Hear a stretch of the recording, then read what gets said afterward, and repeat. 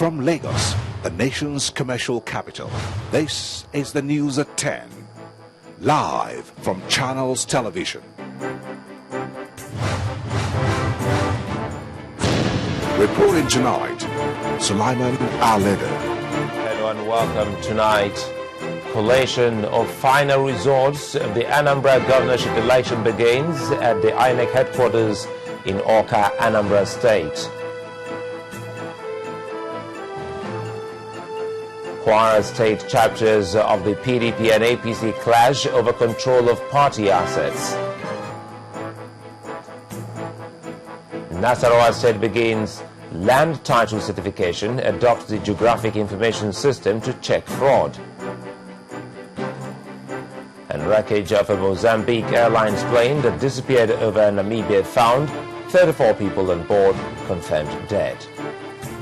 Tonight on Business News, federal government seeks more trade deals, sends delegates to the World Trade Organization's 9th Ministerial Conference in Indonesia. And on sports news tonight, Arsenal's 3-0 away win over Cardiff City sent them 7 points clear, top of the EPL table.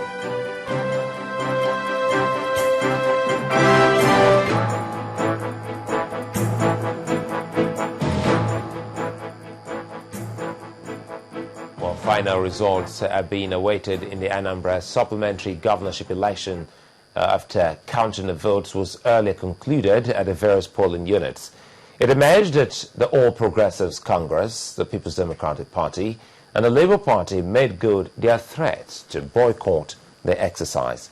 Our correspondent Show Kimbale reports that agents of the PDP, APC and Labour Party were conspicuously absent at the polling units and also at the INEC headquarters where a collation of results is taking place. The election held in the areas where, according to INEC, the exercise was bungled on November the 16th, particularly at 160 polling units in Idemili North and 17 in Onitsha South local government area. Polling was reported to be generally peaceful and security remained tight. However, some places witnessed low voter enthusiasm as they recorded a low turnout.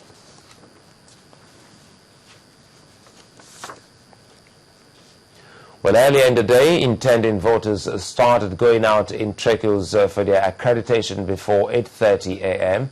and electoral officers were also present early enough at some of the polling units with their materials. In Onitsha South local government, there was huge security presence. But that did not stop the intending voters from getting accredited and waiting to cast their votes. INEC officials have set out to the various polling centers in Idemili North and Onitsha South for the supplementary exercise. Also, security men getting ready for the task ahead to ensure a peaceful exercise. Ward 6 in Onitsha South has 17 polling units and accreditation started early enough. Voters visited these centers to verify their names, get accredited before actual voting began. All polling units were heavily manned by security men drafted for the exercise. For many, the exercise went on smoothly. Everything is in time, and they already have started accreditation by 8 o'clock, so everything is working perfectly. People are coming out gradually en masse to vote for their conscience, so everywhere is calm. There is peaceful atmosphere within Onitsha South and within Ward 6. Voting commenced at 12:30 p.m. in almost all polling units where the supplementary election were held. It appeared this time INEC is determined to ensure that there were no hiccups as witnessed the last time. We have a list where it's invalid registrants or those who were not in their polling unit. So when you come to register, if your name is in the invalid registrant, they will only cross-check and find out where your unit is supposed to be. If you go to that unit, you will find your name there. So it is very easy. Everything is going on smoothly, and because this is a supplementary election, everybody is on, hands down, trying to make sure everything works together. The turnout is, massive, unlike the last time, and everybody is doing what they are told and doing it at the right time. And by 2 p.m., the votes were being counted. Despite the boycott of the poll by some of the political parties, the supplementary election affords INEC the opportunity to correct the flaws that trailed the November 16 exercise, at least to restore public confidence in the Commission's ability to organize hitch-free elections. Now, leaving the Anambra supplementary elections now to Nasarawa State, where the government has pledged to restore to landowners all land titles illegally acquired from them by speculators. Governor Tanko Almakura gave the assurance when he visited Maraba community in Karu local government area of the state to flag off issuance of certificates of occupancy to the first batch of beneficiaries. The state government had, through the establishment of the Nasarawa Geographic Information System, begun the computerization of land acquisition process to check fraud. Land ownership in Maraba, a neighboring settlement to the Federal Capital Territory, has become worrisome, especially with the activities of land speculators. But the Nasarawa state government appears poised to tackle the problem head-on with the establishment of the Nasarawa Geographic Information System. Government is passionately looking into the issue with a view to easing their challenges and loss. And I'm talking about the issue relating to the land in the little city. Government is looking carefully with a view to leveraging the land to their rightful owners with certain conditions, but not too hard for them to accomplish. The governor has urged the residents to prepare to make some sacrifice with this warning. All structures standing in the way of the government urban renewal program will be removed. For Lafia now, which is our activity for today, is to be able to look at the major projects we are putting in Lafia and also see the compatibility of such project with the areas so chosen. And where any structure will give any obstruction or gives any incompatible usage, we will decide which one we will eliminate. We went to the stadium to see what we could do to upgrade the status and standard of our stadium, so that in the next 3 months we should have a stadium that has virtually all the facilities in place. For the state government, the Geographic Information System is expected to provide the needed framework for the transformation of the state capital and other major towns into modern urban centers.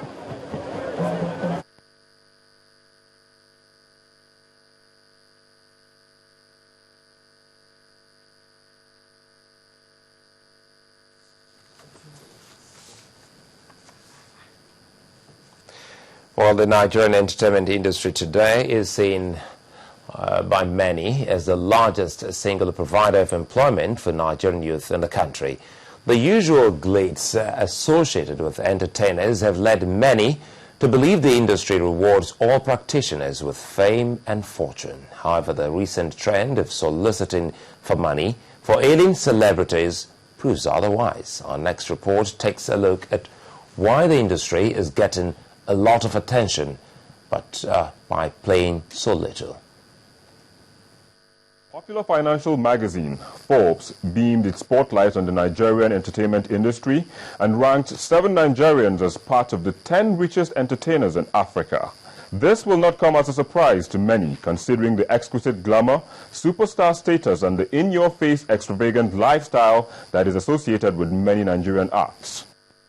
However, recent developments in the industry is raising questions about how lucrative the industry really is. As it is, as we stand today, it's all still a joke. I said that several times. There's a lot of activity going on, but the beneficiaries, the people who are profiting so far, you wouldn't believe are not exactly the people in the entertainment industry. They are people who have found a way to utilize entertainment to either push their brands and all that. But this largely contradicts the image portrayed by the celebrities that champion our screens. Record label executive Ife Omorogbe believes the larger-than-life image put forward by entertainers is more of a tool for their trade rather than the exact state of their bank balances. You know, the people I know who are not making money, who are struggling, but are very, very concerned about, you know, the look and feel from a distance, and they have to keep up, you know, a certain standard. There's something about entertainment that is aspirational. You know, there's something about entertainment that is flashy. By virtue of that, there's this pressure. There's this inherent pressure in, because the truth is, if you have fans and they enjoy what you do and they look up to you, a good chunk of that respect comes from the fact that they place you on a pedestal. They want to look up to you. The average fan doesn't want to see his idol riding a minibus, you know. It's not all doom for the industry. Financial analyst Wale Oluwo believes the industry can realize its potential with little tweaks here and there. There are three different ways that money can get into the industry and come out safely. Within the context of a business model, you can fund it through the money market, you can fund it through the capital market, and then you can also fund it through alternative funding sources. What can work now is to have a kind of a mutual fund arrangement, and create a fund that will be listed on the Nigerian Stock Exchange. What that fund will do is to pool resources from different sources, and that resources can be made available to the film owners.